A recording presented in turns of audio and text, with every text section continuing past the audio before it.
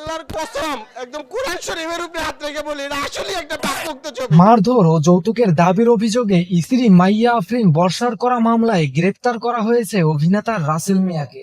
রবিবার 22 সেপ্টেম্বর রাতে গ্রেপ্তার করা হয় তাকে। সংবাদ মাধ্যমকে বিষয়টি নিশ্চিত করেছেন সবুজবাগ থানার ভারপ্রাপ্ত কর্মকর্তা ওসি মোহাম্মদ ইয়াসিন আলী।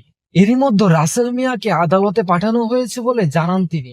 মামলার এজাহারে বাদী উল্লেখ করেন, চলতি বছরের 16 মার্চ ইসলামিক শরিয়াত মোতাবেক বিবাদী রাসেল মিয়ার সঙ্গে আমার বিবাহ হয়। বিয়ের পর আমি আমার ভবিষ্যৎ সুখের কথা চিন্তা করে বিভিন্ন সময় বিবাদীকে প্রায় 5 লাখ টাকা নগদ দেই, কিন্তু তাতে সন্তুষ্ট না হয়ে বিবাদীর লোভ আরো বেড়ে যায় এবং সে নতুন সিনেমা তৈরি করবে বলে প্রায় আমার নিকট থেকে যৌতুক বাবদ 65 লাখ টাকা দাবি করে, আর যৌতুকের টাকা না দিলে দ্বিতীয় বিবাহ করবে বলে আমাকে হুমকি দেয়। এতে আমি অপারগতা প্রকাশ করলে প্রায় সময় যৌতুকের দাবিতে আমাকে শারীরিক ও মানসিক নির্যাতন করতে থাকে। মারতে মারতে আমাকে মানসিক রোগী বানায় ফেলছে।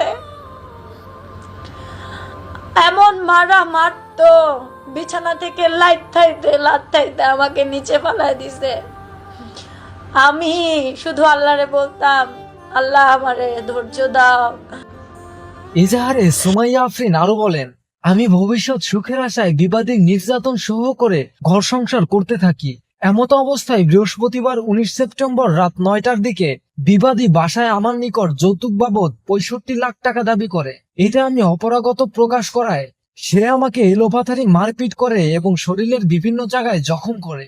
এ সময় আমার চিৎকারে আশেপাশের লোকজন আমাকে উদ্ধার করার পর মুগদা মেডিকেল কলেজ হাসপাতালে চিকিৎসা করায়। প্রসঙ্গত রাসেল মিয়া আলোচনায় আসেন 2022 সালে। সে বছর তার অভিনীত ও পরিচালিত সিনেমা ভাইয়ারে, এই সিনেমাটি দেখলে অজু ভাঙবে না বলে মন্তব্য করে সেই সময় আলোচিত হন রাসেল। এছাড়া নিজের সিনেমাকে পাপমুক্ত সিনেমা বলেও ঘোষণা দেন। বিনোদন ডেস্ক, বাংলাদেশ নিউজ টুডে।